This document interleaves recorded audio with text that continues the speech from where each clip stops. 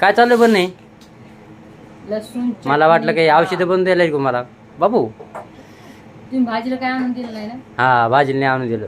5 मिनिटामध्ये लसूण चटणी भुर्की टाकायची, लसूण ठेचायचं आणि हे तेल टाकायचं, झाली लसूण चटणी. उन्हाळ्यातले चांगले लागत असं खायला का? उन्हाळ्यात म्हणजे असं माणूस मोकळच होऊन जाते त्याने, एकदम छान लागतं. पोट जाम झालं तर मोकळ होत असं का नाही? हा होय. सणान तिरी तिरीच आहे म्हणून तिरी तिरी. अरे बरं नको बाबा. हा अरे खाशीन खरंच.